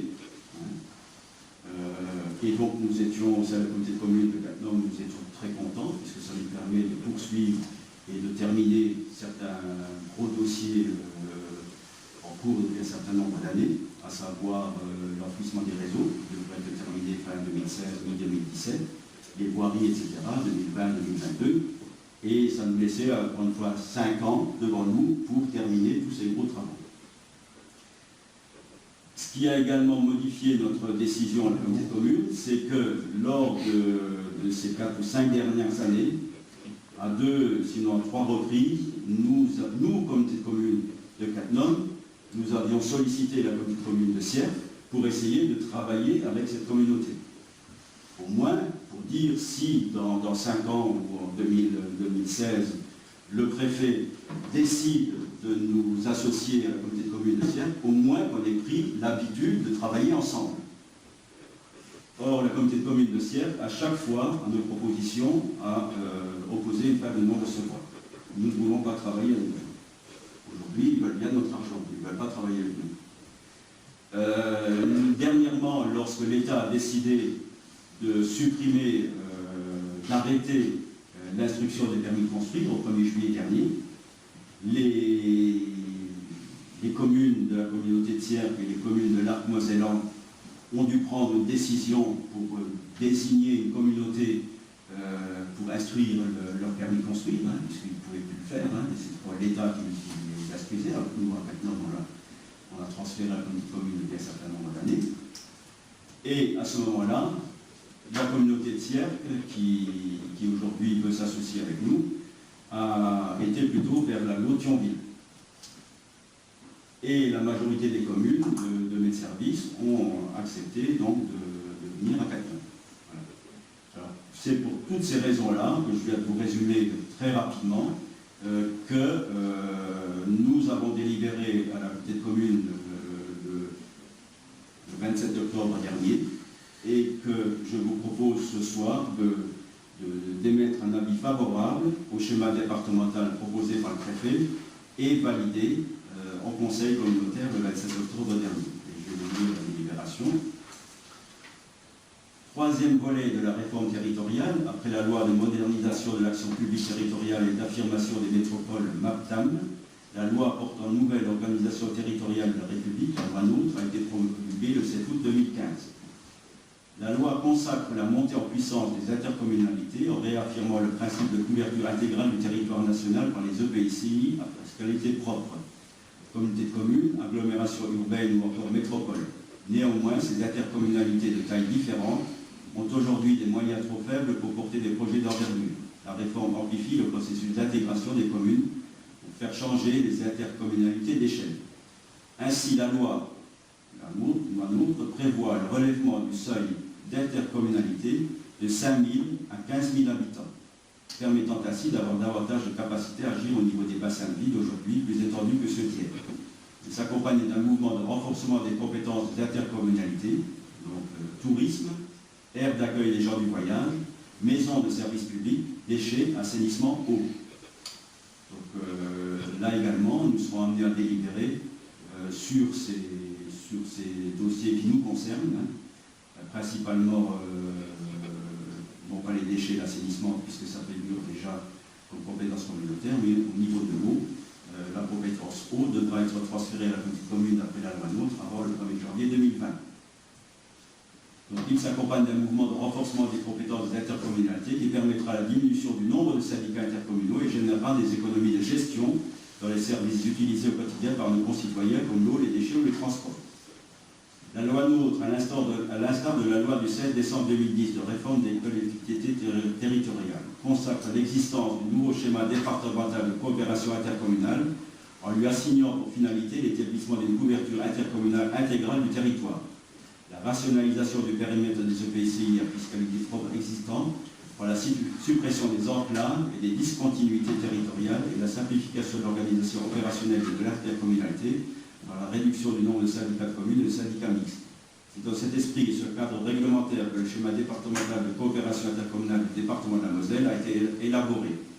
Conformément à l'article L552-10-1-1 du Code général des collectivités territoriales modifié par l'article 33 de la loi NOTRe, le comité de communes de Cattenom et environ est appelé à émettre un avis sur le schéma départemental de coopération intercommunale.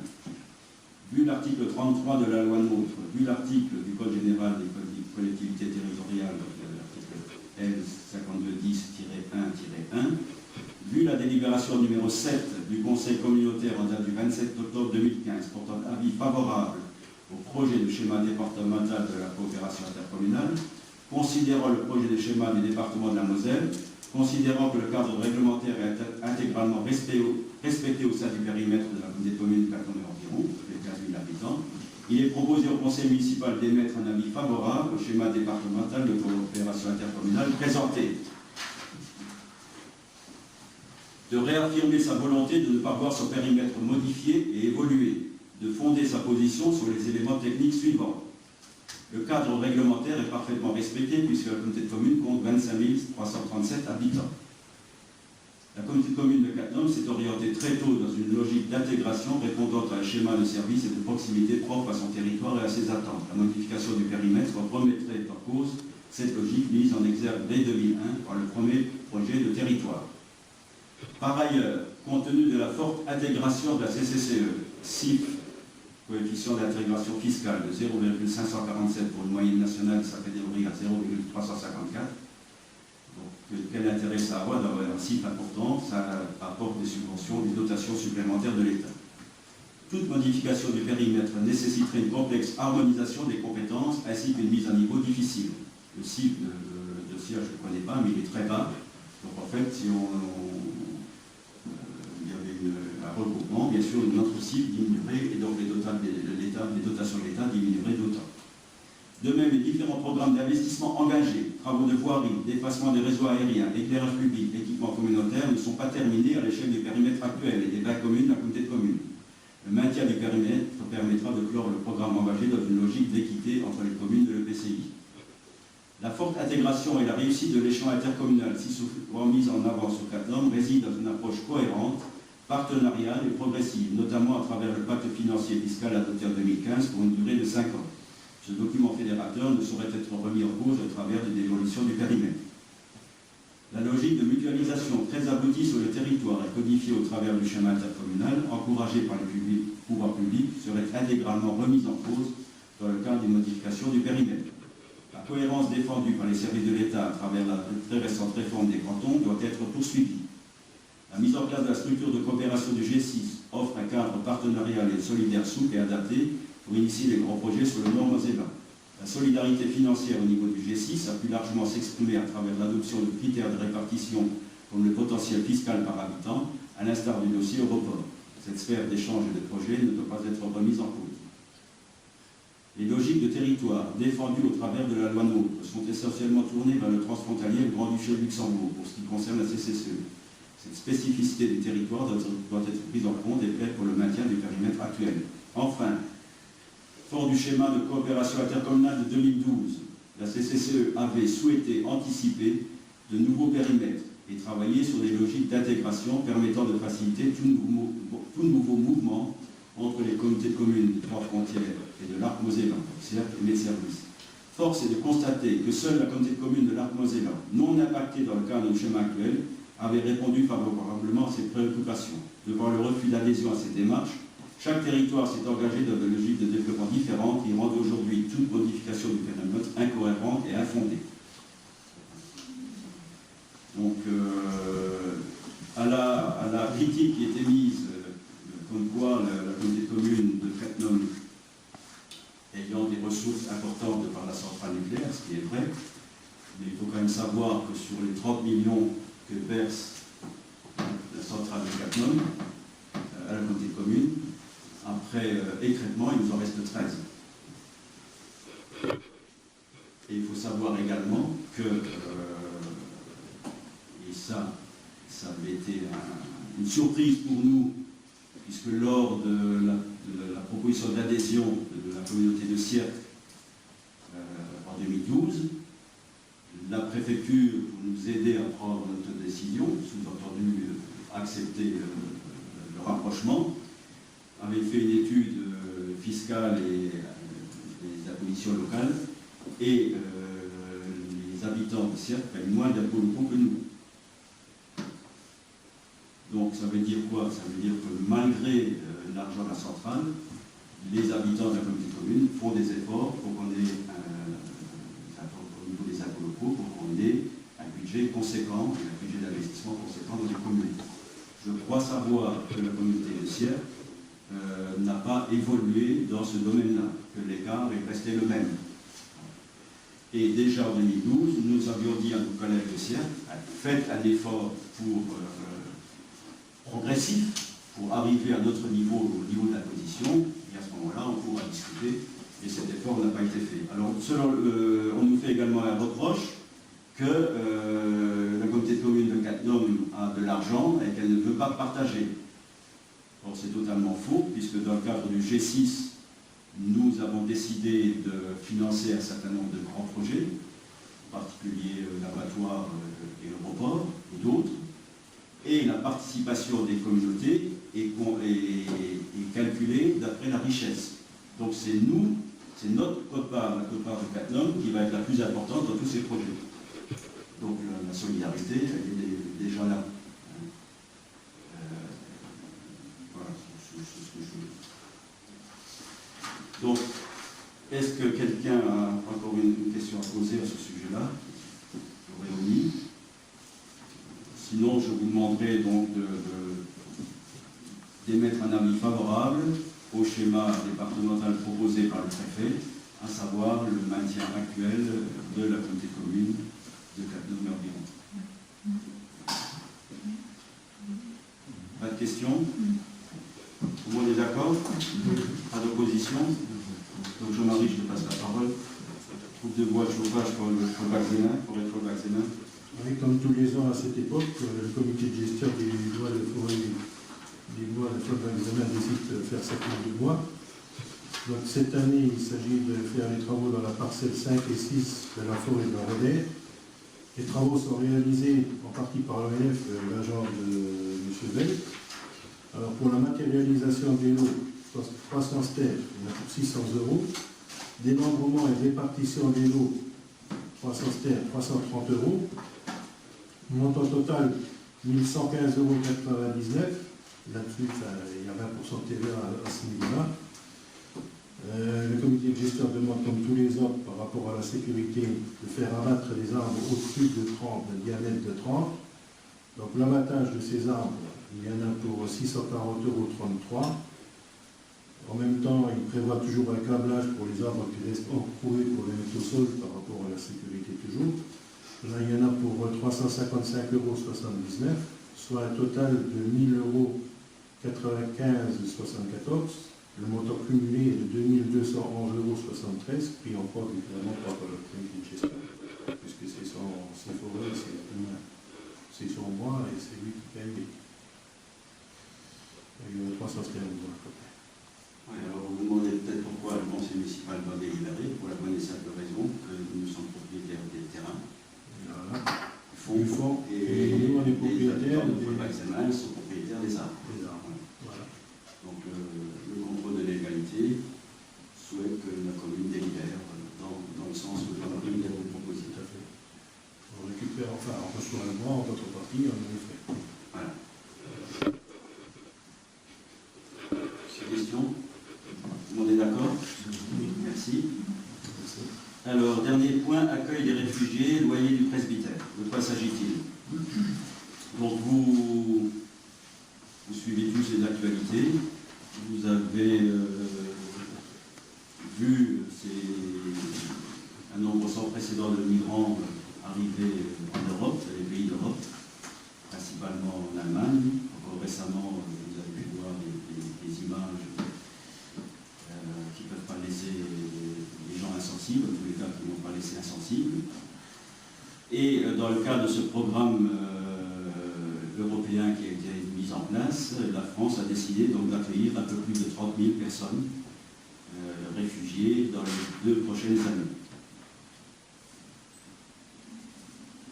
Alors ces personnes, il faut les loger. Alors avant de poursuivre, je voudrais vous dire ce que c'est un migrant et ce que c'est un réfugié.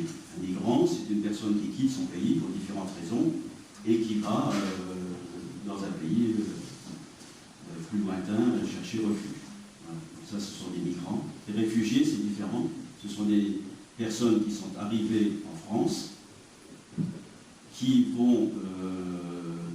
ont déposé leur demande d'asile, et si la demande d'asile est acceptée, ils obtiennent le statut de réfugié. Alors, pour que la demande d'asile soit acceptée, il faut qu'ils arrivent à prouver, ou suite à une enquête qui dure à peu près 3 mois, ils doivent prouver qu'ils sont exposés dans leur pays d'origine à des brimades pour des motifs politiques, religieux, ethniques, ou des menaces graves contre leur vie, car confrontés à un état de guerre généralisé. s'ils, lorsqu'ils arrivent en France, ils sont logés dans des bâtiments publics, hein, et pendant 3 mois, 90 jours minimum, et pendant ces 90 jours, on leur apprend le premier mot de français, et on instruit leur demande d'asile. Et au bout des 90 jours, ceux qui rentrent vraiment dans ces conditions obtiennent le statut de réfugié. À partir de là, nous, les maires, ont été destinataires d'une invitation à la demande, donc une invitation à aller à Paris le samedi 12 septembre dernier, à l'invitation de M. Bernard Cazeneuve, ministre de l'Intérieur, pour essayer de voir avec les maires comment on pourrait loger ces personnes, ces réfugiés, donc, qui ont obtenu le statut de réfugiés. Donc là, suite à cette réunion, on a eu un certain nombre de documents, et la suite logique a été, tous les maires ont été destinataires de courriel émanant de la préfecture de Moselle, sollicitant les communes, et également les particuliers, pour recenser les logements disponibles. Et avec l'accord de mes adjoints, puisqu'on se réunit tous les lundis, nous avons souhaité remplir cette fiche formulaire de proposition de logement pour le logement du presbytère, pour la bonne et simple raison que depuis le 1er septembre, ce logement est vide et qu'on n'a pas eu de demande pour l'occuper.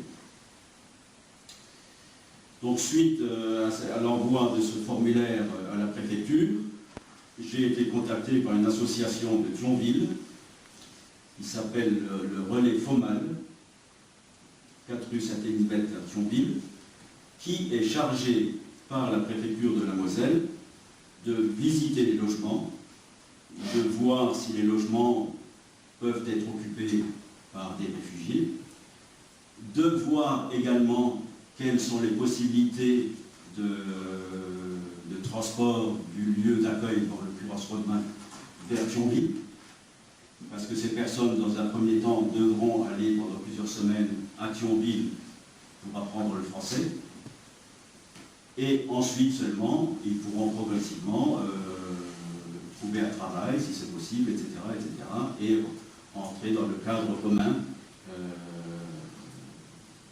travail, logement, loyer, etc. Donc ça, c'est l'objectif. Donc j'ai reçu une personne du FOMAL qui est venue voir le logement, qui m'a questionné sur les équipements qu'on avait dans la commune, médecins, pharmacie, école, etc., les possibilités de se rendre à Thionville, les possibilités également d'entraide sur la commune. Donc j'ai informé ces personnes de toutes ces possibilités. J'ai également pris des contacts sur la commune avec un certain nombre de personnes qui sont prêtes à nous aider, donc d'aider ces personnes si les réfugiés devaient être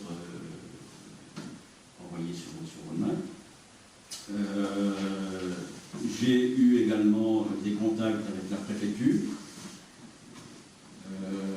Qu'est-ce que je peux encore vous dire?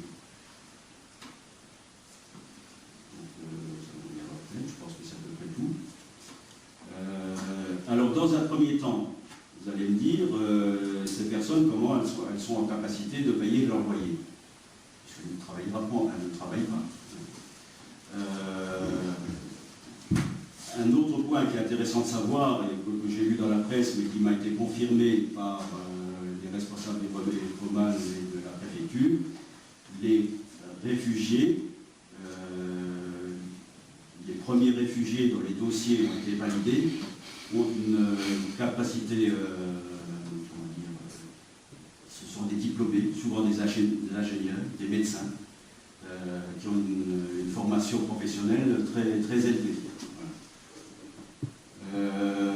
Le seul problème, c'est que, et là je vous le livre comme on me l'a dit, le loyer qu'on avait fixé antérieurement, à 805 €, bien sûr, les gens du relais FOMAL et les gens de la préfecture m'ont dit ça c'est un loyer de frontalier. Ce n'est pas un loyer voilà. Et à savoir s'il y avait possibilité de diminuer ce loyer. Puisque, dans un premier temps, c'est cette association, le relais FOMAL, qui serait amenée à signer un bail avec la commune et à payer le loyer. Et ensuite, progressivement, ce loyer serait transféré aux personnes qui l'occuperaient à partir du moment où elles ont des revenus réguliers. Voilà. D'autre part, le logement. Il y a le relais FOMAL a également travaillé avec des gens en insertion qui seraient en capacité de donner un petit coup de peinture dans le logement. Sinon, on serait peut-être amené à le faire, enfin, se propose de le faire.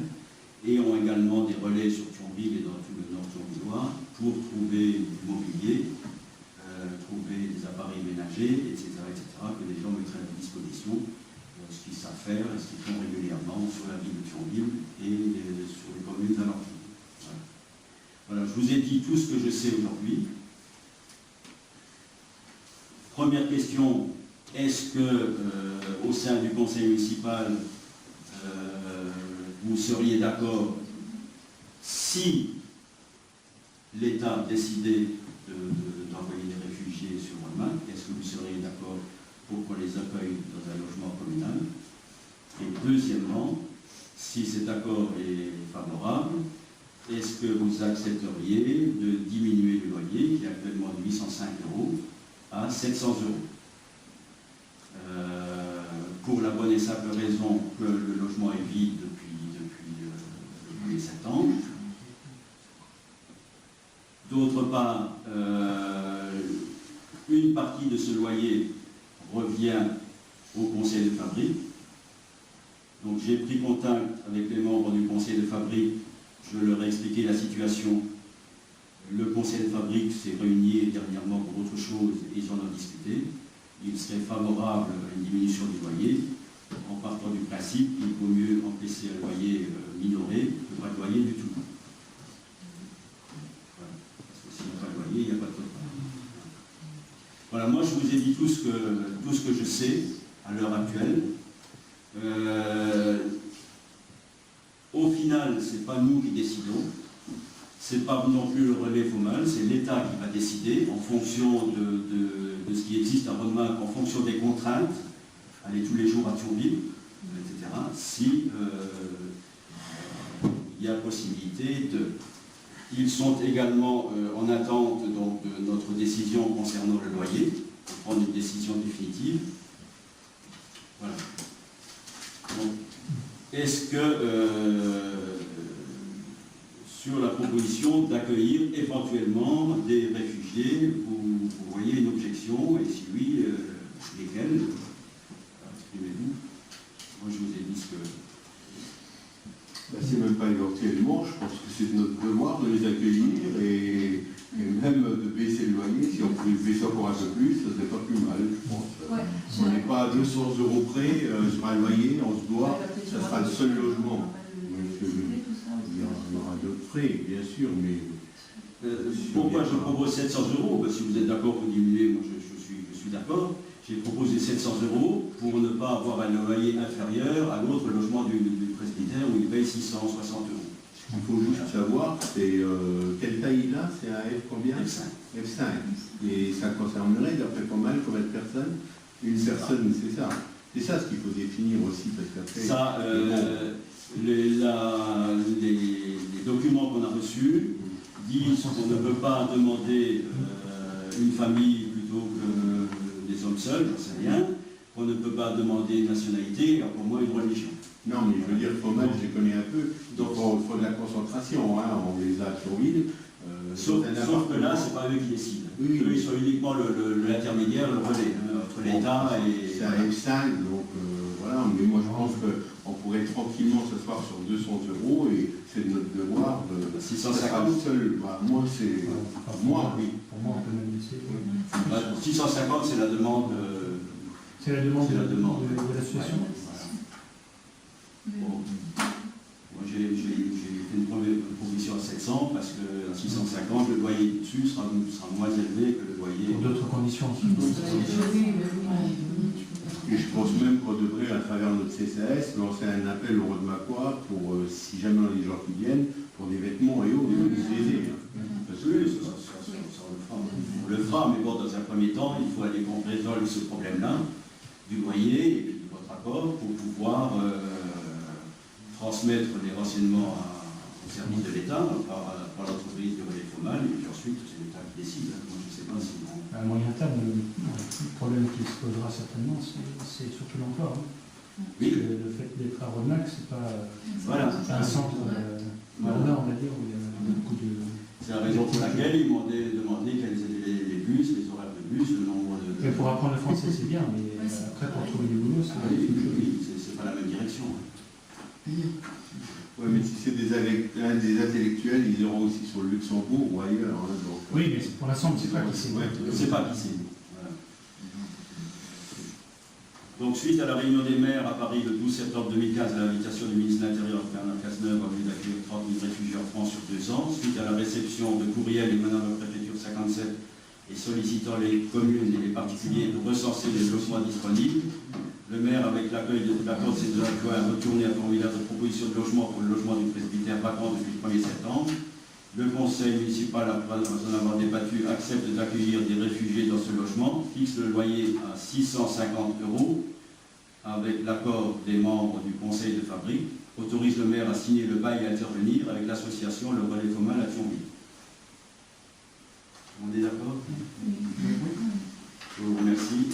C'est sur 2 ans et après. On espère que la guerre sera finie et qu'ils retourneront chez eux. Voilà. Moi j'en ai terminé, il y a le registre à signer. Moi, je pourrais vous poser une question. Donc, on a eu une invitation pour le repas de déjeuner, et je suis étonnée que, faisant partie d'une commission des fêtes, etc., on n'ait pas été convoqué pour en discuter. Pour la bonne et simple raison qu'actuellement on n'a pas pu se mettre d'accord sur l'heure exacte. Donc on n'a pas, à l'heure actuelle, je ne sais pas la disponibilité des personnes de la commission qui est dirigée par Casimir et Sandrine. Si d'ici samedi on a... Non, c'est pas ça, c'est pour les décisions que vous avez dû prendre, donc vous ne changez rien par rapport à l'an dernier. Non. S'il y avait quelque chose à changer, on aurait proposé au conseil municipal. Donc à quoi servent les commissions comme ça juste Elles servent à proposer quelque chose à partir du moment où on a les moyens financiers de... Voilà. Si vous avez des propositions à faire, je les accepte. Les réunions que vous avez proposées, par contre je suis étonnée, commission des fêtes, on n'entend pas jamais entendu parler, commission économique, tourisme et culture non plus, commission communale d'action sociale, peut-être que maintenant avec ces réfugiés on aura cette occasion. Si j'étais convoquée pour signer un document. Voilà, c'est... Notre proposition, on vous en avait fait part l'année dernière, on vous avait dit qu'on n'était pas d'accord avec le fait d'appliquer la double peine. Donc je pense que cette année, vous réitérez. Vous allez de nouveau remercier les braves Rodemacois qui ont mis en repas et ils vont avoir leur cadeau. Et les pauvres qui ne pourront pas venir n'auront rien. Donc si vous avez des propositions à faire, faites en même temps les propositions financières qui vont de pair.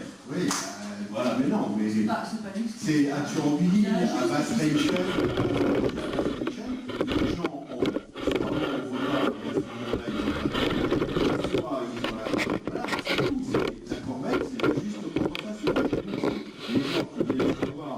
ont la corbeille et les conjoints avec, et les autres n'ont rien. Moi, c'est appliqué pour le peine, parce que c'est des personnes qui sont malades, ou alors il faut faire, on contraint cette année d'ailleurs le nombre de corbeilles qui resteront sur la scène et que vous irez ultérieurement distribuer. Parce qu'en fait, je me suis posé la question si j'aurais pas dû faire le tour de toutes les personnes âgées, leur dire inscrivez-vous, et je vous remettrai à un petit moment ce